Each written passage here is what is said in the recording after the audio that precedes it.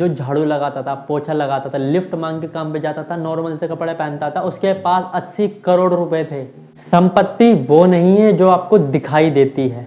पैसे खर्च करके लोगों को ये दिखाना कि आपके पास कितना सारा पैसा है, पैसे खत्म करने का सबसे तेज तरीका होता है। आज मैं बात करने वाला हूँ the psychology of money Hindi book की। ये कहानी आपको सिखाई कि हमें पैसों के साथ कैसा व्यवहार करना चाहिए। तो वीडियो शुरू करते हैं बिना किसी देरी के। संपत्ति वो है जो आपको दिखाई नहीं देती। मॉर्गन हाउसल ने एक कहानी बताई। वो 2002 में एक जगह काम करते थे, तो वहाँ पे उन्होंने एक फरारी जाते हुए देखी। अगर आप कहीं से फरारी जाते हुए देखोगे, उसमें जो चालक होगा, जो फरारी का मालिक होगा, आप उसके बारे में क्या सोचोगे कि वो कितना अमीर है, कितना पैसे वाला है यार। पर जब मॉर्गन हाउसल उन लोगों के संपर्क में आए तो उनको पता चला कि उनमें से ज़्यादातर लोगों ने अपनी कमाई का ज़्यादातर हिस्सा, बहुत बड़ा हिस्सा एक गाड़ी पर खर्च कर दिया था, लोगों को ये दिखाने के लिए कि वो कितने अमीर हैं। मॉर्गन हाउसल के ऑफिस में एक इंसान आता था जिसका नाम था रोजर, और वो अपनी फरारी में आता था हमेशा ही, और बहुत अच्छी पर्सनैलिटी में ब्रांडेड कपड़े पहन के आया करता था। एक दिन वो इंसान पुरानी होंडा में आता है, और फिर दोबारा से उसी पुरानी होंडा में आता है, और तीसरी बार फिर से पुरानी होंडा में आता है। फिर मॉर्गन हाउसल उससे पूछते हैं कि रोजर, आपकी फरारी कहाँ है?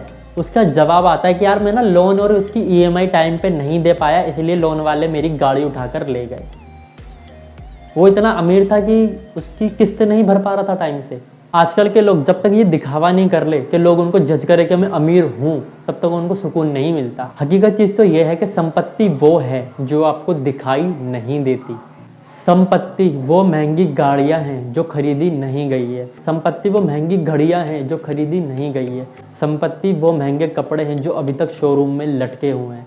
संपत्ति वो चीज़ें हैं जिनके अंदर आपने अभी तक पैसा बर्बाद नहीं किया है। सिंगर रिहाना एक बारी दिवालिया होने वाली थी, और उनके एक सहपाठी ने उनको एक सलाह दी, अगर तुम अपना पैसा ऐसी चीज़ों पर खर्च करोगी तो आने वाले टाइम में तुम्हारे पास चीज़ें बचेंगी, पैसा नहीं।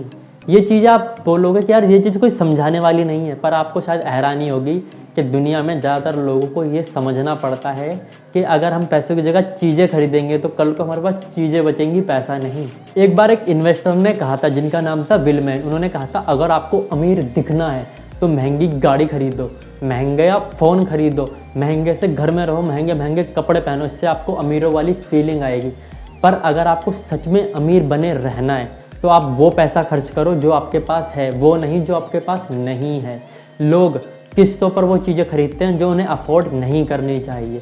कोई महंगी गाड़ी कह सकते हैं, कोई महंगा फ़ोन कह सकते हैं, उनको किस्तों पर वो चीज़ें नहीं खरीदनी चाहिए जो उनके पैसा है ही नहीं। द साइकोलॉजी ऑफ मनी से एक छोटी सी कहानी। यह छोटी सी कहानी आपको बताएगी कि हमें पैसों के साथ कैसा व्यवहार करना चाहिए। क्या हम पैसों से रिलेटेड जो सब सोचते हैं क्या वो सही है? अगर हम वो सही सोचते हैं कि सब कुछ सही है तो हम आज तक अमीर क्यों नहीं बन पाए थे? तो पहले तो मैं आपको एक सबसे छोटी सी कहानी सुनाऊंगा जिससे आप अपनी ज़िंदगी रिलेट कर पाओगे और समझ पाओगे कि हमने क्या क्या गलतियाँ करी। सबसे पहले तो अमेरिका में एक इंसान था जिसका नाम था रोनाल्ड रीड जेम्स। वो बहुत ही कम पढ़ा लिखा था, बहुत ही कम पढ़ा लिखा। और वो काम क्या करता था? वो काम करता था हॉस्पिटल में, झाड़ू लगाता था, पोछा लगाता था, और पार्ट टाइम में जिस दिन छुट्टी होती थी उसका लकड़ी काटने का शौक था। और वो लिफ्ट मांग के काम पे जाता था, सस्ते से कपड़े पहनता था, नॉर्मल सा खाना खाता था, कोई महंगा बाहर रेस्टोरेंट में नहीं जाता था खाना वाना खाने। खुद कपड़े धोता था, खुद ही पहनता था, सस्ते से घर में रहता था। घर में कोई अच्छा पैंट वैंट भी नहीं हो रखा था। कुछ टाइम में उसने छोटा सा अपना एक मकान भी ले लिया, और लिफ्ट मांग मांग के काम पे जाता था। कुछ भी नया नहीं था, एक नॉर्मल सी ज़िंदगी थी। आप सोचोगे सचिन भाई ये आप मुझे क्यों बता रहे हो? तो आगे सुनो। 2008 में उसकी मौत हो गई। दुखद कहानी। आप सोचोगे सचिन भाई इसमें कुछ नया तो नहीं था, उसकी मौत हो गई, बात कहानी यहाँ पे ख़त्म हो गई। नहीं नहीं नहीं मेरे भाई, कहानी यहाँ से शुरू हुई है। कहानी शुरू ये हुई है कि सन 2008 में अमेरिका में 1 करोड़ से ज़्यादा लोग मरे थे। 100 या 150 लोग ही ऐसे थे उन 1 करोड़ लोगों में से, 100 या 150 लोग ही ऐसे थे जिनके पास कुल संपत्ति $1 मिलियन से ज़्यादा थी।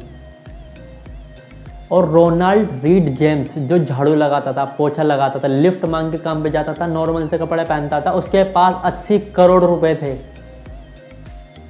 अब पुलिस को जब ये बात पता चली कि इसके पास 80 करोड़ रुपए की संपत्ति कहाँ से आई, और पुलिस ने जब तहकीकात करी कि इस पर इतना सारा पैसा आया कहाँ से, तो पता चला ना तो उसकी कोई लॉटरी लगी थी, ना तो उसके पास कोई पुश्तैनी जायदाद थी, ना तो वो इतना पढ़ा लिखा था, ना उसे किसी ने कोई पैसा दिया था, ना किसी ने उसने किसी का फ्रॉड किया था। तो उसके पास इतना सारा पैसा आया कहाँ से? असल चीज़ ये थी कि उसने द साइकोलॉजी ऑफ मनी, धन संपत्ति का मनोविज्ञान समझा था। उसने ये चीज़ समझी थी कि कोई भी अमीर बन सकता है अगर वो संपत्ति बनाना चालू कर दे। उसने अपनी संपत्तियाँ कैसे बनाई थी? वो यही उन चीज़ों पर खर्चा करता था जिन चीज़ों की उसको ज़रूरत होती थी, फालतू चीज़ों की नहीं। अगर आप या मैं अभी तक ये सोचते थे कि यार मैं चाहता हूँ मेरे पास ना 1 करोड़ रुपए हो, 2 करोड़ रुपए हो, असल चीज़ ये होती है कि हम 2 करोड़ कमाने की नहीं, 2 करोड़ खर्च करने की सोचते हैं। अगर मेरे पास 2 करोड़ आएंगे, मैं क्या करूँगा? पहले तो मैं मकान लूँगा, मैं ये करूँगा, मैं वो करूँगा, मैं ये कर दूँगा, मैं वो कर दूँगा, गाड़ी लूँगा, हवाई जहाज लूँगा। हमारे दिमाग में ये आते हैं, और अगर नहीं भी आते तो हम आते सबसे पहले वो चीज़ कर देंगे। पर रोनाल्ड रीड जेम्स ने ऐसा करा, वो कम से कम खर्चा करता था, कम से कम खर्चा, जिससे उसका गुजारा चलता था और पैसा बचाता था। पैसा बचा के वो करता था ब्लू चिप स्टॉक्स में इन्वेस्ट। अगर आप ब्लू चिप स्टॉक नहीं जानते तो ब्लू चिप स्टॉक्स वो चीज़ होती है जैसे अपने इंडिया की रिलायंस, टाटा, TCS, बहुत बड़ी बड़ी ब्लू चिप कंपनी होती है जिनका बाजार कैपिटल होता है 1000 करोड़ से ज़्यादा। ये कंपनी लॉन्ग टर्म में बहुत ही कम पैसा डुबोती है और बहुत ज़्यादा ग्रो करती है। इसके अंदर 10 चक्रवृद्धि ब्याज काम करता है। इसी तरीके से उसके पास थे $8 मिलियन। और जब वो मरा, उसने अपने सौतेले बच्चों को 2 मिलियन, 1-1 मिलियन दान करे और 6 मिलियन चैरिटी को दान करे। अब आप सोचोगे कि भाई ऐसे पैसे का क्या फ़ायदा जो हम खर्च ही ना कर पाए हैं, हम इसे यूज़ ही ना कर पाए, हम गरीबों की तरह रहे, हम अच्छे कपड़े भी ना पहने, अच्छी गाड़ी में भी ना रहे। तो इस वीडियो के नेक्स्ट पार्ट का इंतज़ार करना जो आपके हर सवाल का जवाब देगा। अगर आपको वीडियो पसंद आई तो लाइक, कमेंट, शेयर और सब्सक्राइब करके जरूर जाना। धन्यवाद।